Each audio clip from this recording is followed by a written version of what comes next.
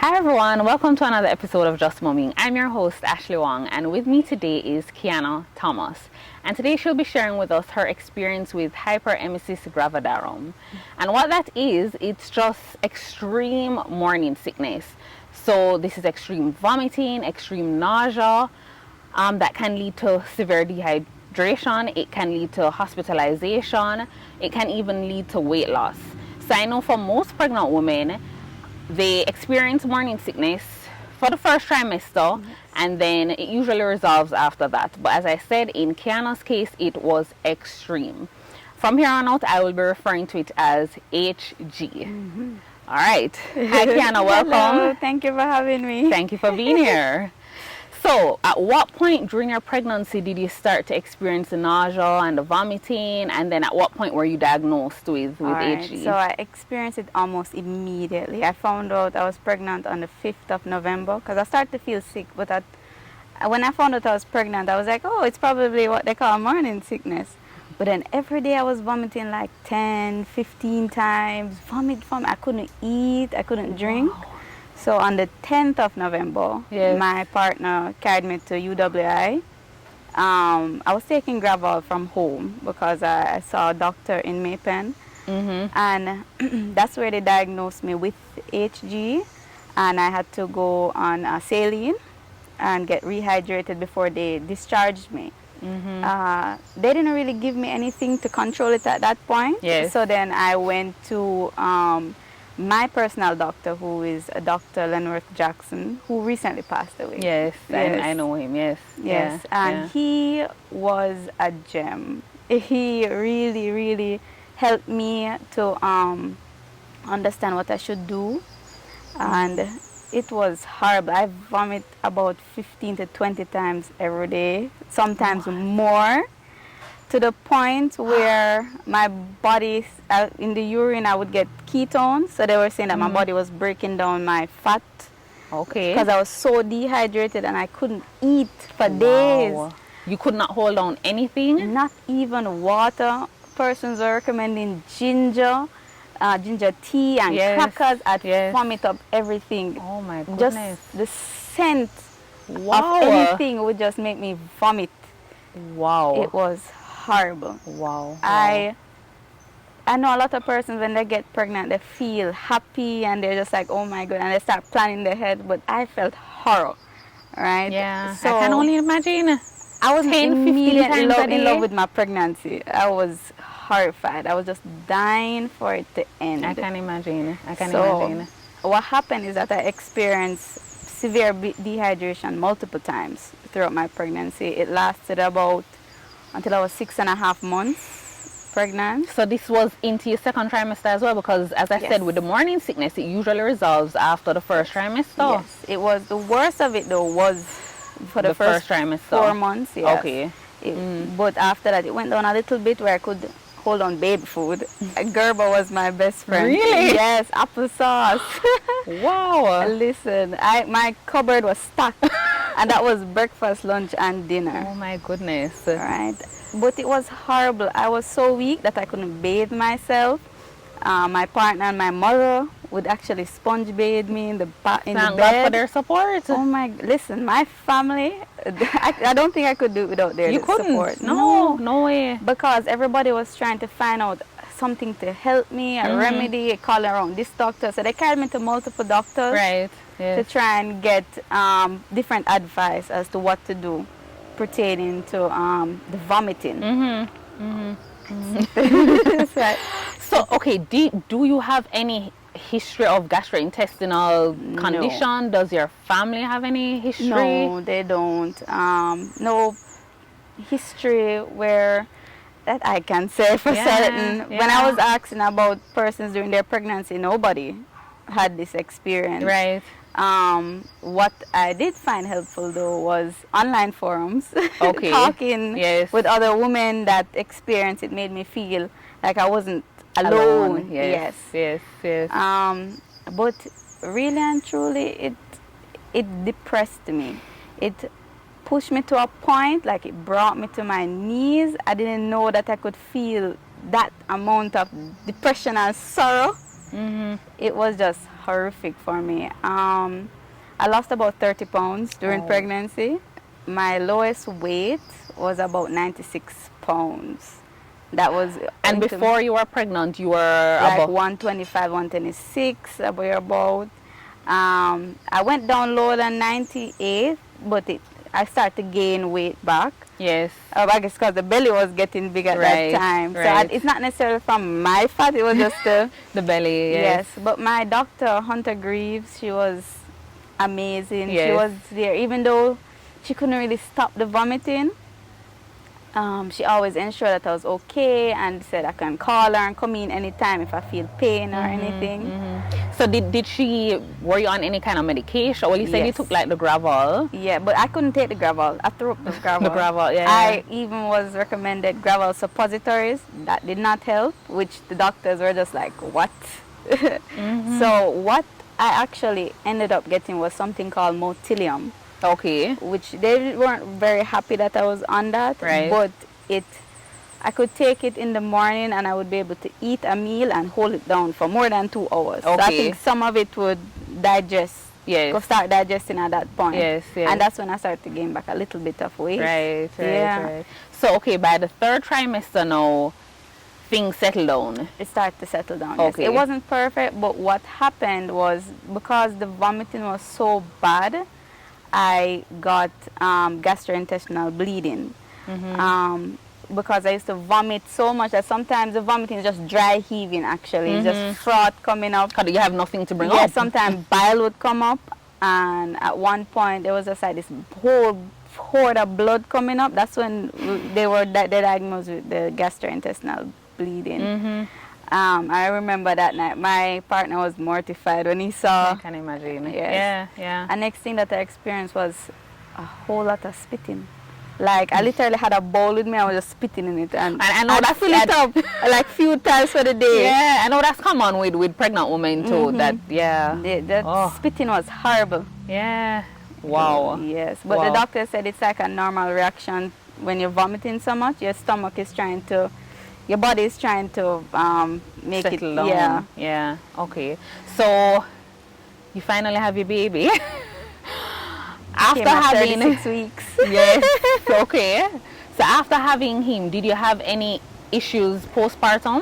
Yes. Well, what happened is that immediately after having the baby, I felt no form of sickness. Like literally a few hours after having him, no sickness at all. Okay. Which was amazing. So I thought in my head I was perfectly fine. Yes. So for the next couple of weeks, I was eating chicken and all these things. Yeah. And then one day I started having severe stomach pains.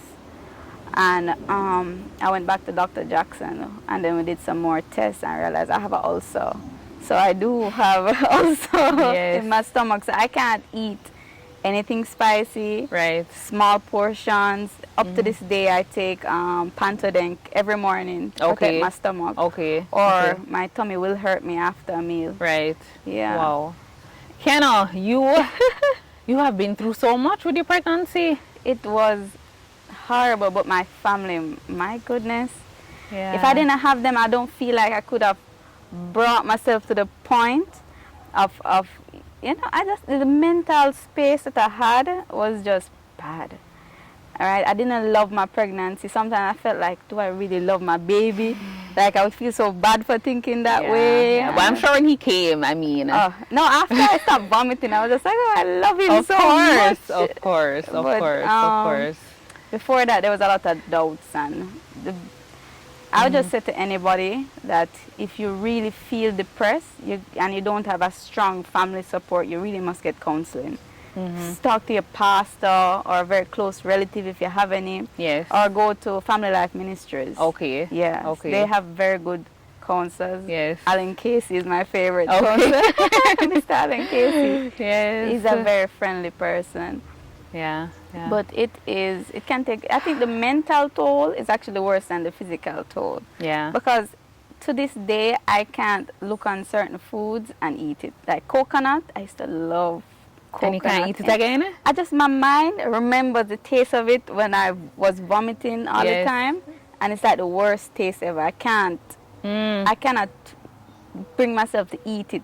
So I don't even enjoy rice and peas anymore and those stuff. Oh gosh. Gizadas and so on. Yes. It's not my favorite. Yes. Keianna, you are one strong mommy. Mm-hmm. Thank you so much for sharing with us, for sharing this experience. I mean, there are probably persons out there who have never heard of this condition, so thank you so much. When I didn't know there was this condition existed at all.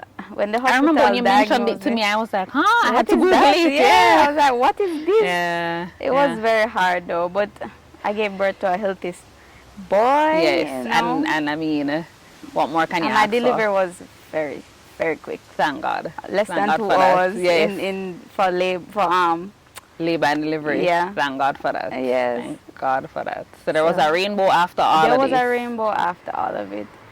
Keianna, thank you so much again.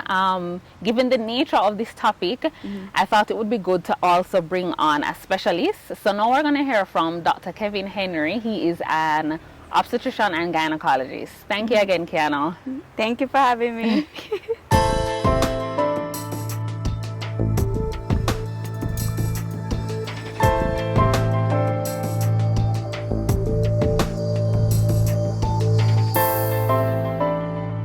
Okay, so welcome, Dr. Henry. Thank you very much. Nice to be here. Thank you for being here. All right, so I briefly mentioned what exactly Hyperemesis Gravidarum was at the beginning, but we want to hear from you, the specialist. Okay. Please give us a little definition. All right. So Hyperemesis gravidarum is basically an extreme form of vomiting in pregnancy. So vomiting in pregnancy is pretty common. A lot of women have either nausea or vomiting in pregnancy.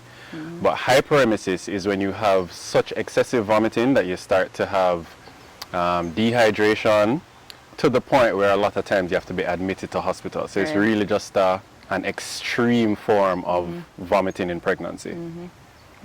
Okay, what are the risk factors, and would you say that a pregnant woman who is experiencing this are at a higher risk for miscarriage? Okay, so some of the risk factors for hyperemesis. Okay, so if you've had a previous pregnancy where you've had either vomiting in pregnancy or hyperemesis before, then you're at increased risk. Okay. Actually, if you have a first degree relative, specifically like a mother or a sister that has had hyperemesis, then you're at increased risk. And then other general things that can cause vomiting in pregnancy. Okay. So separate and apart from all of the hormone changes, which is what usually causes you to vomit, if you have multiple gestations, so like twins or triplets, if you're lucky enough to have triplets, and then other certain medical conditions, so like thyroid disorders, Yes.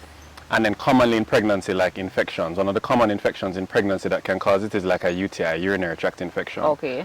So those things usually predispose you to having hyperemesis. Now in terms of miscarriage, hyperemesis isn't, and vomiting isn't really usually associated with miscarriages. So I wouldn't say that there's a direct correlation there. Okay. The only thing is that because you may be vomiting excessively and you may be severely dehydrated, then later in pregnancy, if that persists, Yes. then it can affect the growth of the baby. But that is really, really uncommon. And that is Okay. in extreme cases where, you know, your nutrition is affected. Okay. Because that's what I was going to ask next, if Yeah. it can affect the baby at all.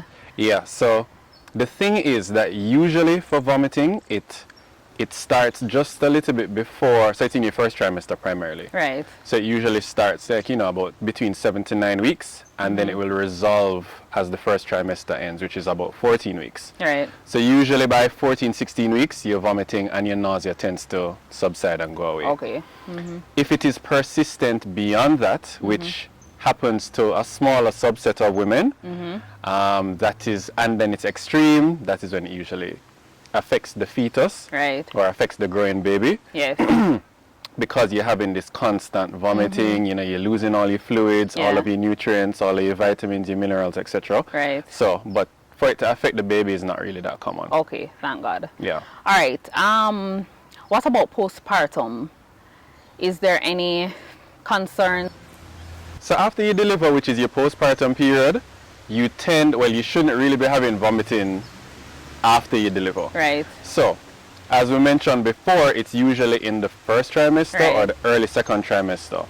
Now, for some women, they will have vomiting into the third trimester, throughout the entire pregnancy.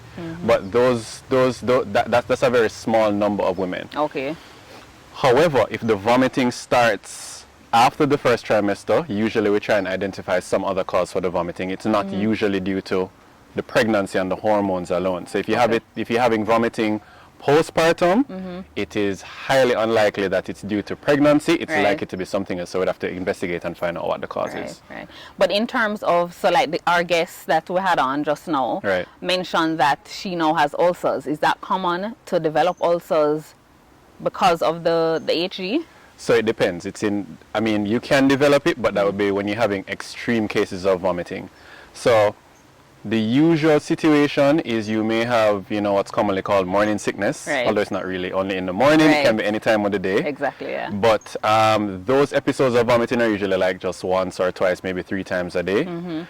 When you have hyperemesis, it is excessive vomiting, so 10, 12, 15, 20 times a day.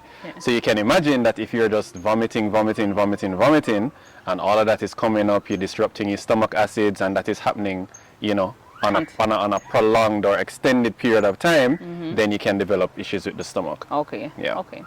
Okay. In terms of treatment for HG, what options are available? What can be done? So commonly, or most often, patients that have hyperemesis, because they're so dehydrated, they have to be admitted to hospital. So a lot of times it's not something that we can treat in office. They would have to be admitted, where we can give them fluids, via a drip. Right. And check to see if any of the minerals or electrolytes need to be replenished. So we can look at your potassium levels, your sodium levels, and if that needs to replenish, we replenish it. Okay. Some things that we can commonly recommend to patients that they can do at home, definitely eat. The type of foods that you eat is a big thing, right? So no spicy foods, no fatty foods, no oily foods, nothing with any acid, no sodas, bun, patty, KFC, all of those things have to go. Okay? As the guest just mentioned, she said that she could only eat Gerber applesauce. So she had a cupboard full of Gerber applesauce. Exactly. So it's really what we call a bland diet, right? Which may be very boring and not what you're used to, but that is what really helps to settle the stomach. So like crackers, tea, ginger tea is especially good. Right. So those are the things that you should eat. And what I also recommend to patients is that you don't eat. We're all used to eating, your big breakfast, your big lunch, your big dinner. Yeah. When you have the issue with persistent vomiting, you have to eat small meals but eat more frequently. So you eat a small portion and you do that like every 3 to 4 hours, as opposed to big meals, because that puts too much pressure on the stomach. Okay. Failing that, then we can prescribe medications for the vomiting, but that you would have to consult with your doctor to determine what is best for you. Yes. Yeah. Okay. Yeah. Got it. Thank you again, Dr. Henry. Big up. You guys can find him on Instagram. We're going to put his handle right here. Thanks for tuning in, guys. I really appreciate all the love and support. Until next time, bye. I really hope you enjoyed that video. Please remember to like, share, subscribe, and don't forget to leave a comment as well. I really want to hear from you guys. Let's share, let's connect, let's build this Just Mommy community. Thank you so much again.